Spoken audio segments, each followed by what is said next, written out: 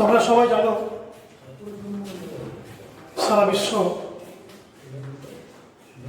এক মারাত্মক ভাইরাস,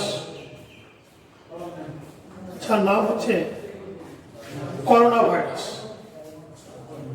এই করোনা ভাইরাসে জর্জরিত, বিধ্বস্ত, আতঙ্কিত, এবং তারই সুবাদে আমরা সবাই গৃহবন্দী অর্থাৎ লকডাউন। শুধু তাই নয়, সারা বিশ্বের অধিকাংশই অফিস, আদালত এবং সব রকমের শিক্ষা প্রতিষ্ঠান অনির্দিষ্টকালের জন্য বন্ধ। আমাদের বিদ্যালয় তার ব্যতিক্রম নয়। আমাদের বিদ্যালয় বর্তমানে ছুটি অবস্থায় আছে। সেক্ষেত্রে তোমাদের ভবিষ্যতের কথা ভেবে তাদের পড়াশোনার যে কমন ট্রেন্ড অফ স্টাডিজ, তাকে ধরে রাখার জন্য আমাদের স্কুল কর্তৃপক্ষ অনলাইন ক্লাসের সুব্যবস্থা করেছেন। ধন্যবাদ স্কুল কর্তৃপক্ষকে।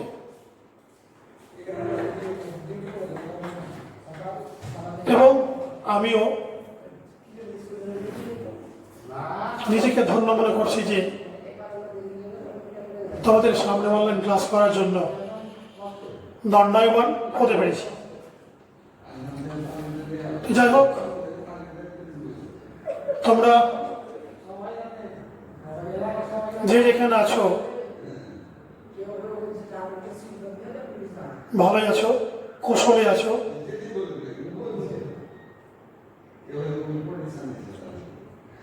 তোমরা এই ক্লাসটা মনোযোগ সহকারে, গুরুত্ব সহকারে শুনবে এবং আলোচনার মধ্যে কোনো জায়গায় বুঝতে অসুবিধা হলে আমাকে টেলিফোনের মাধ্যমে জানাবে, যোগাযোগ করবে। আমি তোমাদের সব রকমের সমস্যার সমাধানের জন্য প্রস্তুত আছি। নাম্বারটা দিচ্ছি পড়ে।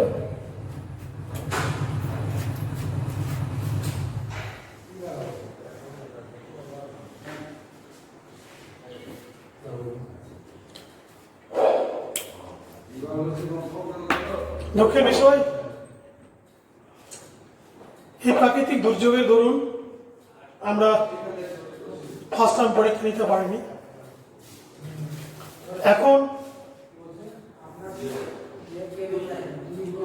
সেই পরিস্থিতির শিকার হয়ে সেকেন্ড টার্ম এক্সামের সিলেবাস অনুযায়ী ক্লাস শুরু করছি। আজকের যে টপিক, যে আলোচ্য বিষয়, যা বোর্ডে লেখা আছে, সেটা হচ্ছে tense. Tense is the vital topic, item, matter of English grammar. যে টেন্স জানে না, বোঝে না, যার টেন্স জানা নেই, সে শুদ্ধভাবে একটা সেন্টেন্স লিখতে পারবে না। টেন্স আমাদেরকে শুদ্ধভাবে ইংরেজি লিখতে, বলতে, এমনকি বুঝতে সাহায্য করে। এই যে টেন্স, বাংলা অর্থটা হচ্ছে কাল। নিচে লেখা আছে কাল, তীর দিয়ে দেওয়া আছে সময়, মানে কালের বাংলা হচ্ছে সময়। সময়টা কার? নিচে লেখা আছে ক্রিয়ার সময়, অর্থাৎ ক্রিয়ার কাল। ক্রিয়া কাকে বলে? আমরা সবাই জানি ভার্ব। ভার্ব মানে হচ্ছে ক্রিয়া। এই যে verb, VERB, verb,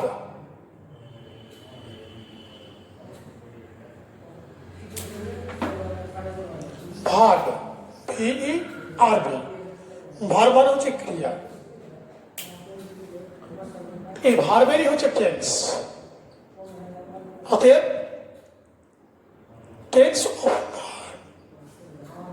tense of verb, ভার্বের টেন্স। যদি তোমাকে জিজ্ঞেস করা হয় যে টেন্সটা কোন পার্ট অফ স্পিচের,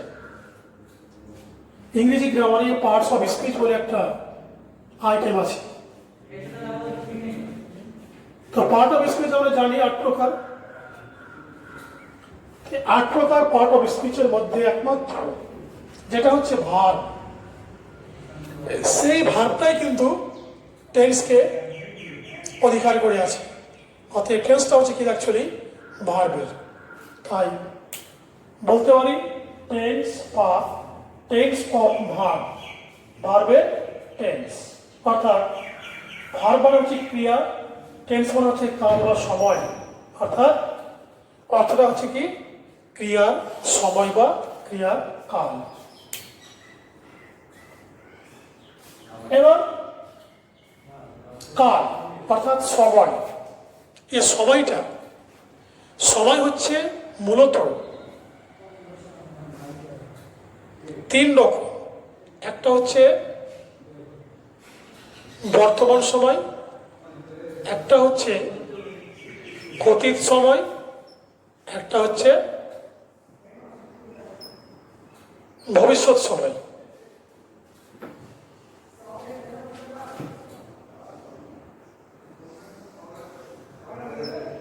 ভবিষ্যৎ সময়, বর্তমান, অতীত, ভবিষ্যৎ, এই 3 রকম হচ্ছে সময় মূলত। এই সময় ক্রিয়ার সঙ্গে অতপ্রতভাবে অর্থাৎ অঙ্গাঙ্গিক ভাবে যুক্ত।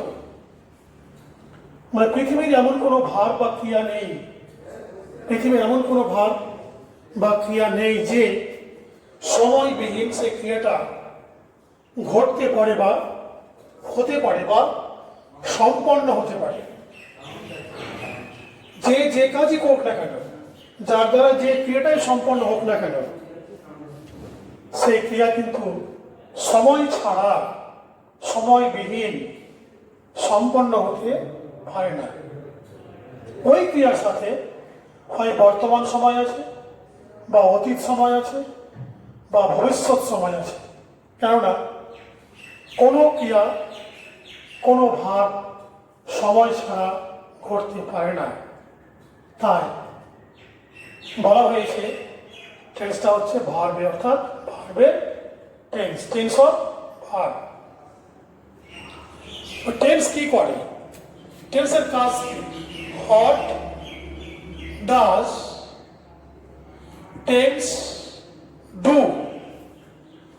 What does tense do? Tense কি করে? টেন্সের কাজ কি? উত্তরটা হচ্ছে টেন্স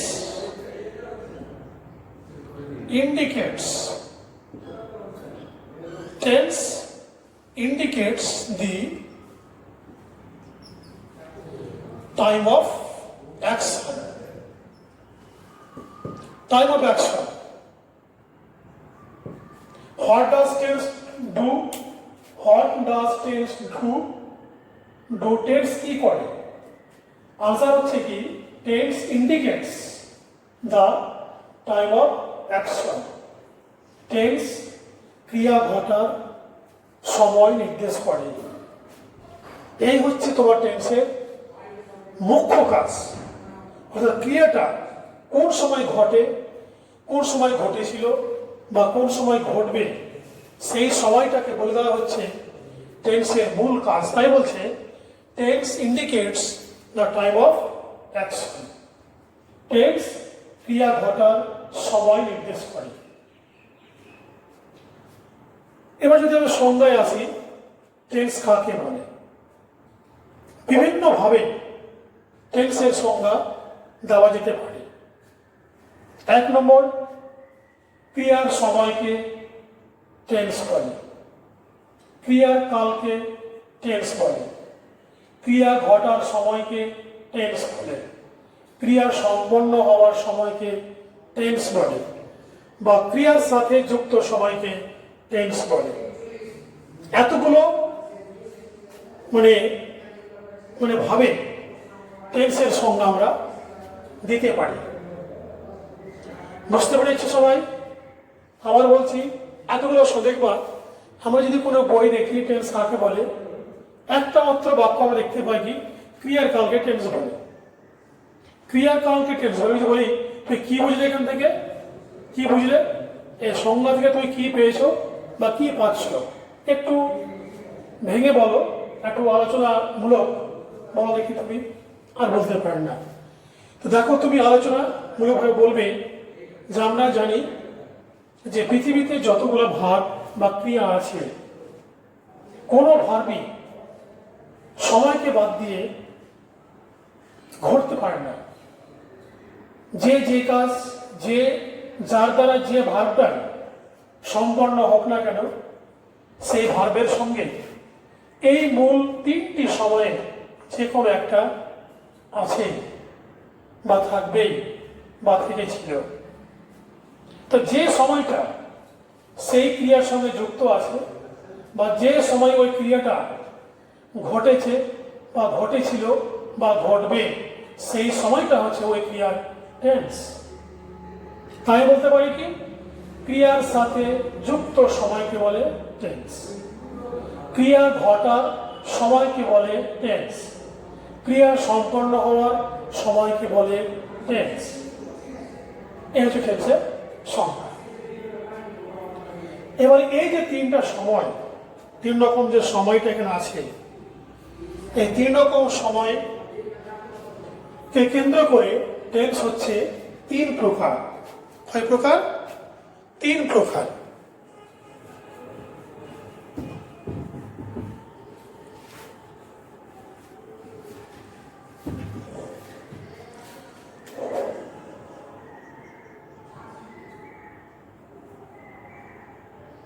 টেন্স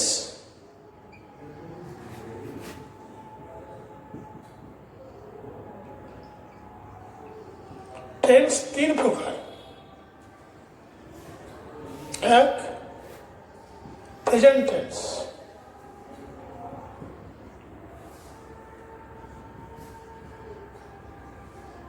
দুই, পাস্ট টেন্স। তিন,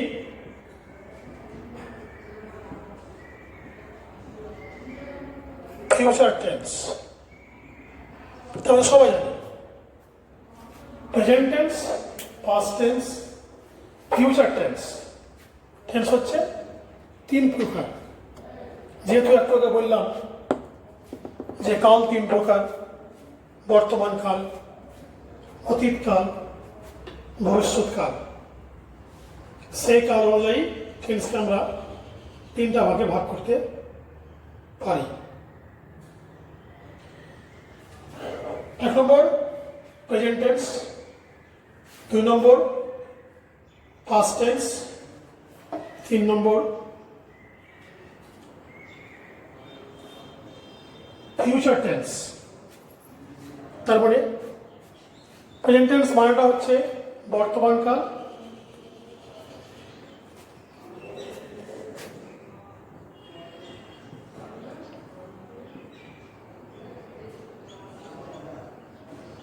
বর্তমান কাল। পাস্ট টেন্স মানে হচ্ছে অতীতকাল, আর ফিউচার টেন্স মানে ওটা হচ্ছে ভবিষ্যৎকাল। এই তিনটা হচ্ছে টেন্সের ভাগ। প্রশ্ন হচ্ছে প্রেজেন্ট টেন্স কাকে বানাবো? যদি কোনো ভাগ বর্তমান কালে অর্থাৎ বর্তমান সময়ে ঘটে বা সম্পন্ন হয়, যদি কোনো ভাব অর্থাৎ ক্রিয়া বর্তমান কালে ঘটে বা সম্পন্ন হয়, তাহলে সেই কালটা বা সেই সময়টাকে বলা হয় সেই ভার্বের প্রেজেন্ট টেন্স। যদি আরো সহজ করে বলি, বলা যায় ক্রিয়ার সাথে অর্থাৎ ভার্বের সাথে বর্তমান সময় যুক্ত থাকলে, ভার্বের সাথে বর্তমান সময় যুক্ত থাকলে সেই সময়টা হবে সেই ভার্বের প্রেজেন্ট টেন্স। যেমন যেমন we play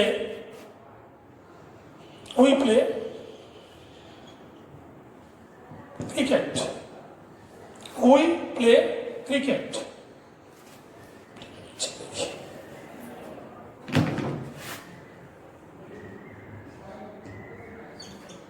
we play cricket.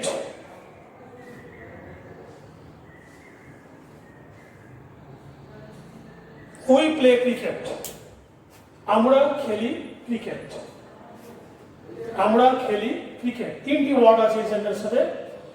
We হচ্ছে আমরা, প্লে মানে খেলি, খেলা করি, ক্রিকেটের একটা খেলার নাম।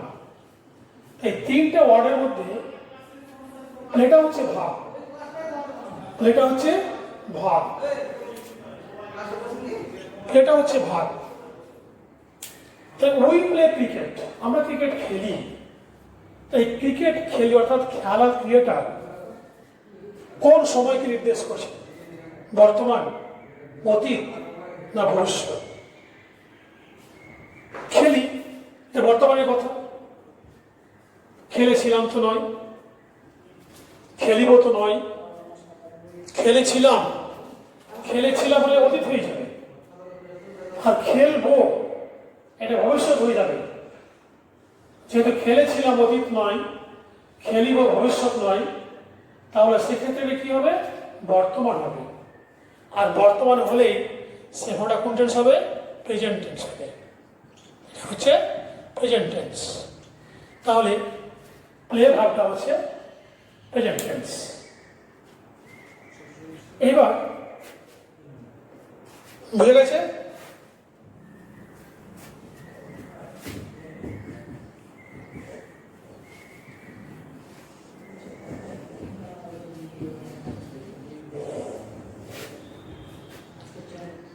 এবার আছে কি পাস্ট টেন্স। ঠিক তেমনই যে ক্রিয়াটা অর্থাৎ যে ভাবটা অতীতে অর্থাৎ বিগততে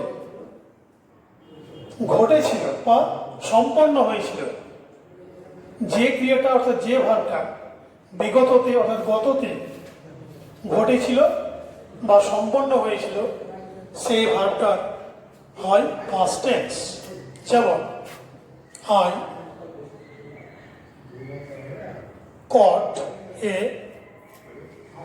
I caught a peacock.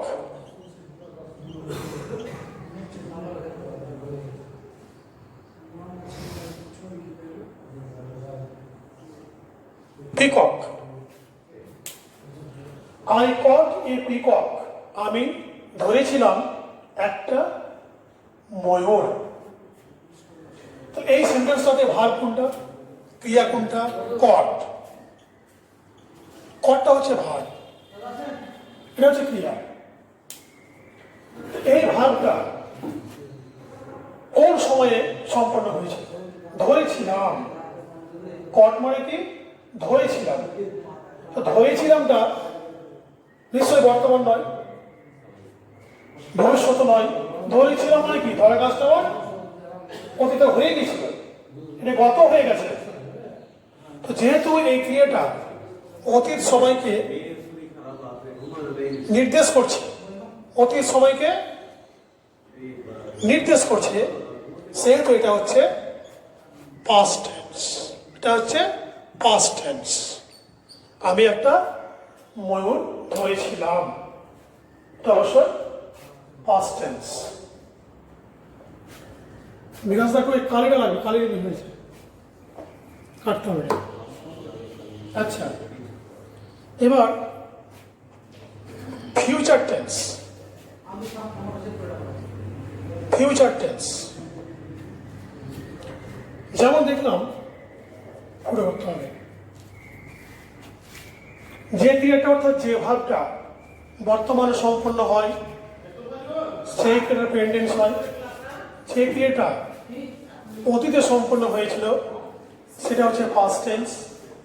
যে ক্রিয়াটা আগামীতে অর্থাৎ ভবিষ্যতে সম্পন্ন হবে বা ঘটবে সেই ক্রিয়াটার ফিউচার টেন্স হয়।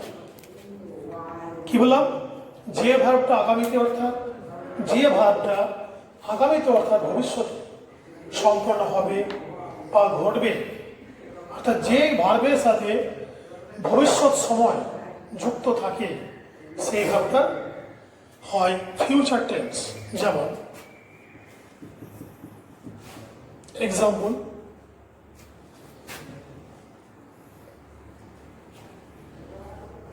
উই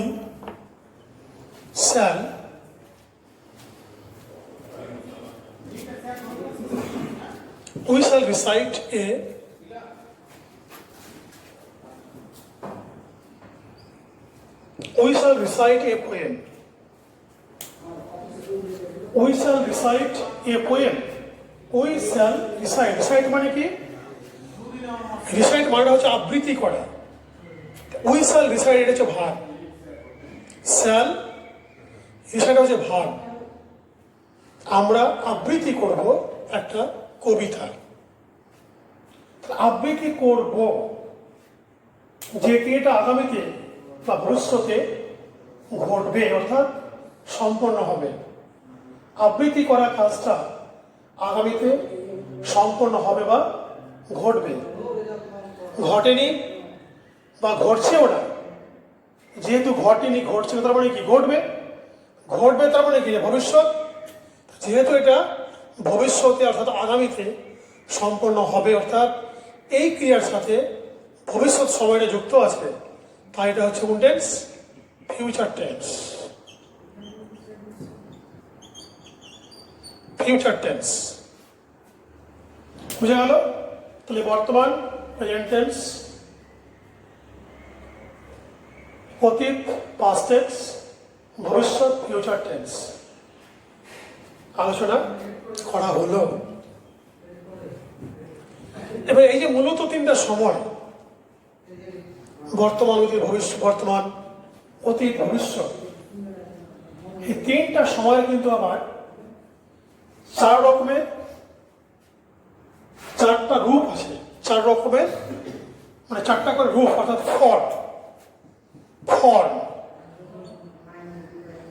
ফর্ম আছে।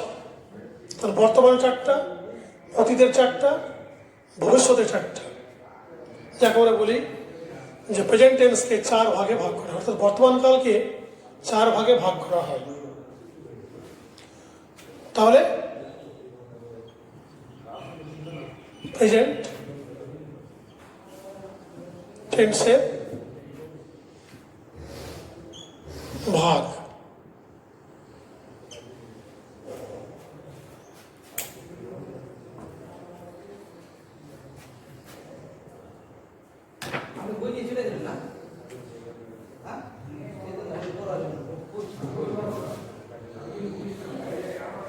চার প্রকার।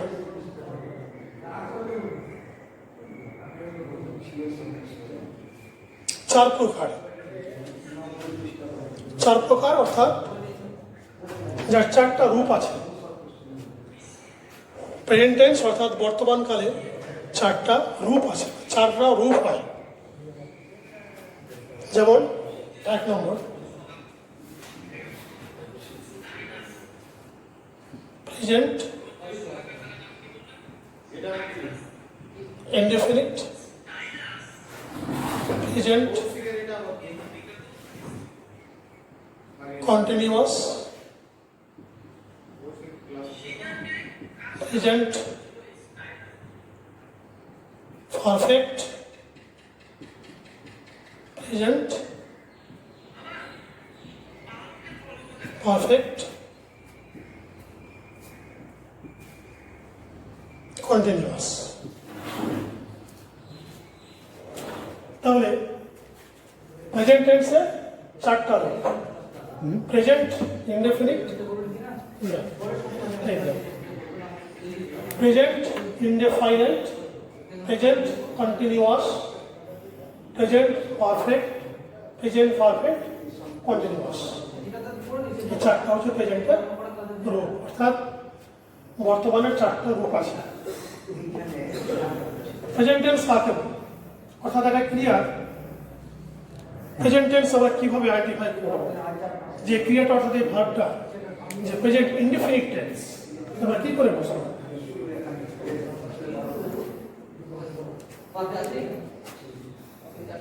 আমরা এখন ওটা পয়েন্ট করি।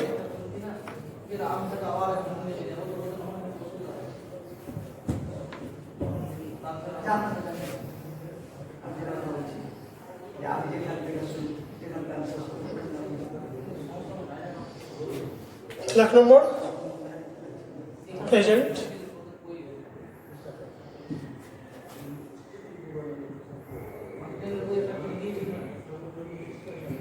indefinite,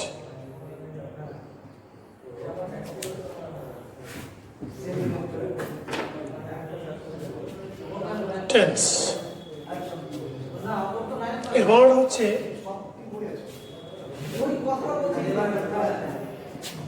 সাধারণ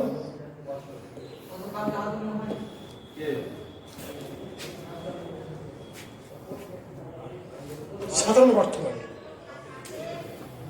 এটাকে বলা হয় ঠিক সিম্পল প্রেজেন্ট।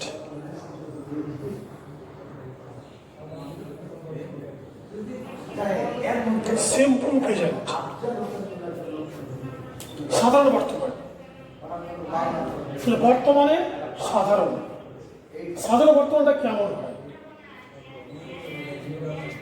যদি কোনো ক্রিয়া বা কোনো ভাগ বর্তমানে সচরাচর, সচরাচর মানে কি আছে, প্রায় সব দিনই ঘটে, ঘটছে না, ঘটেছে না, ঘটেছিল না। সচরাচর মানে যে ভাবটা অধিকাংশ দিনই কিন্তু মানে হয়ে থাকে বা ঘটে থাকে। যেমন আমরা বিদ্যালয়ে যাই, সব দিনই যাই, কিন্তু এই ক্রিয়াটা কিন্তু সচরাচর ঘটে। অর্থাৎ এই ক্রিয়াটা যেরকম যে স্কুল যে আমরা বিদ্যালয়ে যাই,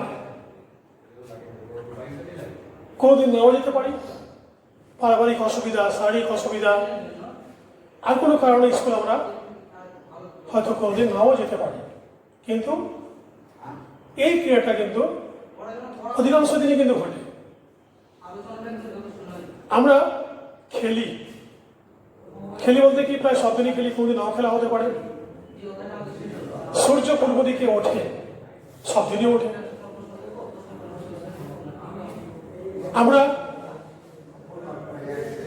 ভাত খাই, আমরা ভাত খাই, এই খাওয়াটা সব দিনই ঘটে। আর কোনো কারণবশত ভাতটা না খাওয়া হতে পারে। তাই বর্তমানে কি ক্রিয়াটা ঘটে, কিন্তু সাধারণভাবে ঘটে। অর্থাৎ এই ক্রিয়াটা মানে অধিকাংশ দিনই কিন্তু ঘটে, সচরাচর প্রায় সব দিনই ঘটে, বা হয়তো মাঝে মধ্যে নাও ঘটতে পারে, কিন্তু ঘটে, কিন্তু ঘটে। এমন ক্রিয়াটা হচ্ছে প্রেজেন্ট ইনডিফিনিটের অন্তর্ভুক্ত। আমার বর্তমানে কোনো সাধারণ ক্রিয়া দুটো বিষয় নির্দেশ করতে পারে। একটা হচ্ছে কি চিরন্তন সত্য, বা একটা হচ্ছে চিরন্তন সত্য, একটা হচ্ছে অভ্যাস। অভ্যাস তো বর্তমানে সাধারণ ক্রিয়া, অর্থাৎ যে ক্রিয়াটা বর্তমানে সাধারণভাবে হয় বা ঘটে, সচরাচর প্রায় সব দিনই ঘটে, সেই ক্রিয়ার মধ্যে কিন্তু আবার কোনো কোনো ক্রিয়া বা কোনো কোনো ভাগ চিরন্তন সত্য প্রকাশ করতে পারে বা অভ্যাস প্রকাশ করতে পারে। তা চিরন্তন সত্য বা অভ্যাস একমাত্র যে ভাবটা প্রকাশ করে, সেই ভাবটা কিন্তু কোন টেন্স হয়? প্রেজেন্ট ইনডিফিনিট টেন্স হয়। আর একমাত্র যে ভাবটা প্রেজেন্ট ইনডিফিনিটের অন্তর্ভুক্ত একমাত্র সেই ভাবটাই চিরন্তন সত্য অভ্যাস প্রকাশ করতে পারে। বুঝতে পেরেছ? আমরা বলছি যে বর্তমানে কোনো ক্রিয়া বা কোনো ক্রিয়া বর্তমানকালে সাধারণভাবে সিম্পলি যদি ঘটে বা সম্পন্ন হয় তাহলে সেই ক্রিয়াটাকে বলা হবে প্রেজেন্ট ইনডিফিনিট টেন্স। আবার একটা কথা বললাম যে এই সাধারণ ক্রিয়া কি করে বুঝবো, দেখে বুঝতে পারবো আমরা, বা একটু গভীরভাবে ভাবলেই আমরা বুঝতে পারবো যে এই ক্রিয়াটা অর্থাৎ এই টেন্সের ক্রিয়াটা মানে সচরাচর বলো না, সচরাচর অর্থাৎ যে ক্রিয়াটা প্রায় সব দিনই ঘটে। হয়তো কোনো কারণবশত একদিন বা 2 দিন বা কোনো মুহূর্তের জন্য হয়তো ঘটলো না বা সম্পন্ন হলো না, কিন্তু অধিকাংশ দিনই কিন্তু ঘটে। যেমন সূর্য পূর্ব দিকে ওঠে, সব দিনই ওঠে। পশ্চিম দিকে অস্ত যায়, সব দিন অস্ত যায়। আমরা ভাত খাই, সাধারণত সব দিনই খাই। কোনো কারণবশত কোনোদিনভাবে খেলাম না, অন্য জিনিস, কিন্তু খাই। খেলাধুলা করি, গল্পের বই পড়ি, খবরের কাগজ পড়ি, তারপরে কি সব দিনই পড়ি। হয়তো কোনোদিন নাও পড়তে পারি, কিন্তু ক্রীড়া সচরাচর কিন্তু তোমার দ্বারা সম্পন্ন হয় বা ঘটে। সেক্ষেত্রে সে ক্রিয়া হয়ে যাবে কি প্রেজেন্ট ইনডিফিনিট টেন্স। এবার এটা কি অর্থগত দিক থেকে বোঝার উপায়। এবার রূপ, বাংলা রূপ, বাংলা রূপ, রূপ দেখেছে উপায়টা হচ্ছে, দেখো একটা কথা আছে, ধাতু আর বিভক্তি। একটা ক্রিয়াপদের সঙ্গে যদি বিভক্তিযুক্ত না করি, যেমন দেখা একটু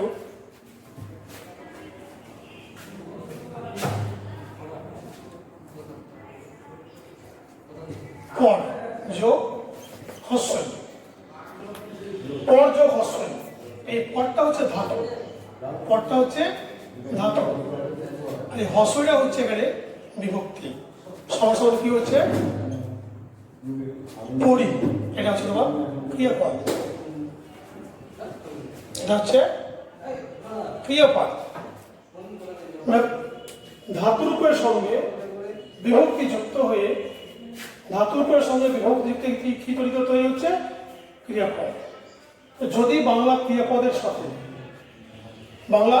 ক্রিয়াপদের সাথে এ হস্যই অন্তস্থ ও,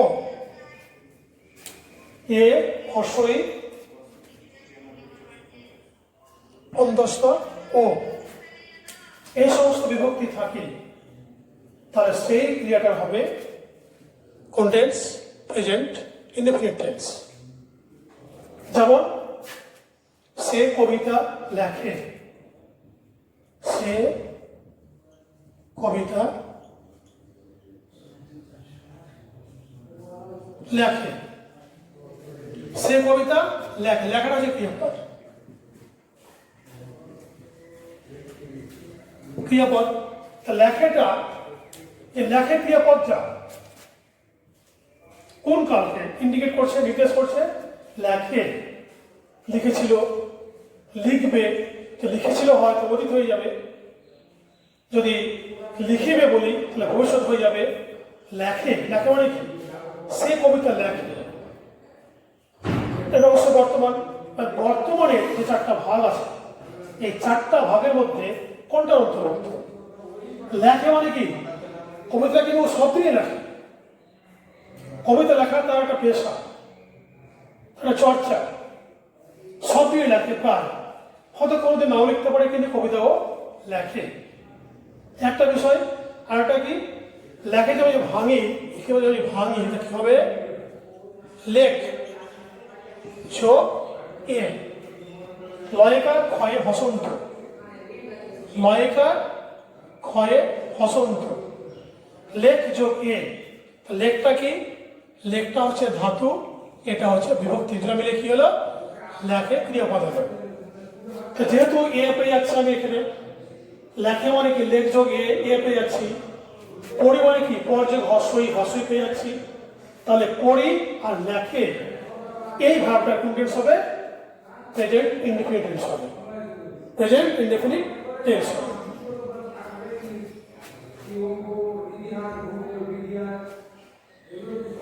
ঠিক আছে? আচ্ছা, এবার সেটা বোঝা গেল। তাহলে কি বলবো, যে বাংলা মূল ক্রিয়ার সাথে যদি এ, হস্যই, অন্তস্থ ও এই সমস্ত বিভক্তির কোনো একটা যুক্ত থাকে, সেদিক থেকেও কিন্তু আমরা সেই ভাবটাকে বলতে পারবো প্রেজেন্ট ইনডেফিনিট টেন্স। এবার গঠন ইংলিশে অনুবাদ করবো, সেক্ষেত্রে কিভাবে করবো? হয়তো একটা সেন্টেন্সে এই টেন্সের সেন্টেন্স হয়তো 4টা কি 5টা ওয়ার্ড বা শব্দ আছে, কিভাবে বসাবো? সেক্ষেত্রে জানতে হবে এই টেন্সের কি গঠন।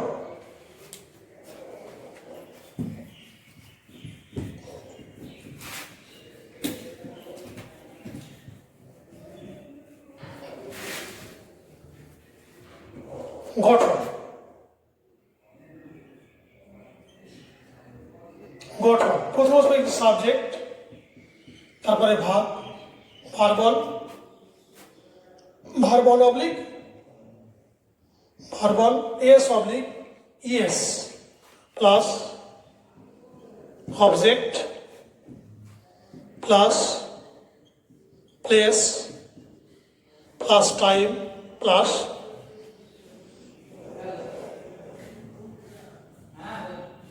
Reason oblique purpose. দেখো, এক এক, 2, 3, 4, 5, 6। যদি আমি টেন্স জানতে পারি, শিখতে পারি, তাহলে আমি মিনিমাম কমপক্ষে 6টা ওয়ার্ডের একটা বাক্য তৈরি করতে পারবো। তাহলে এই টেন্সে যখন বাক্য যখন এই টেন্স অর্থাৎ প্রেজেন্ট ইনডিফিনিট টেন্সের যখন আমরা ট্রান্সলেশন করবো, তখন আমরা কিভাবে শব্দগুলোকে বসাবো? প্রথমে নেব কি সাবজেক্ট, তারপর ভার্ব ওয়ান, ভার্বের যেটা মূল ফর্ম সে ভার্বন বা ভার্বন এস বা ইজ, এটা কি জিনিসের পরে বলছি। তারপর কি নেব অবজেক্ট, তারপর কি নেব প্লেস, তারপর টাইম, শেষে বসবে কি রিজন বা পারপাস, রিজন বা পারপাস। এবার এই যে অবলিক দিয়ে ভার্বন, ভার্বন এস বা এস কথাটার অর্থটা কি, বিষয়টা কি, যে এই টেন্সের ক্ষেত্রে কিন্তু ভার্বের সঙ্গে কোনো কোনো সময় এস এস যুক্ত হয়। কখন হয়? যদি এই সাবজেক্টটা অর্থাৎ কোন টেন্সের, প্রেজেন্ট ইনডিফিনিট টেন্সের সাবজেক্ট যদি হয় third person singular, third person singular number যদি হয়, তাহলে এই ভার্বনের সঙ্গে কোনো সময় এস বা এস যোগ করতে হয়, নচেত শুধু ভার্বন বসলে ছেড়ে দিতে হয়। ঠিক আছে? এইভাবে তোমার কিন্তু ট্রান্সলেশনটা করতে হবে। তাহলে কি বললাম, যে টেন্স যদি আমরা শিখতে পারি, তাহলে মিনিমাম 6টা ওয়ার্ডের একটা বাক্য, আমরা একটা সেন্টেন্স গ্রামাটিক্যালি আমরা তৈরি করতে পারবো। যাই হোক, আজকে এই পর্যন্ত হলো, পরের দিন আবার পরবর্তী টেন্স নিয়ে আলোচনা হবে। আজকে এখান থেকে শেষ করছি, ধন্যবাদ। তোমরা সবাই ভালো থাকো, সুস্থ থাকো, আজকে এখান থেকে শেষ করছি। Thank you, by.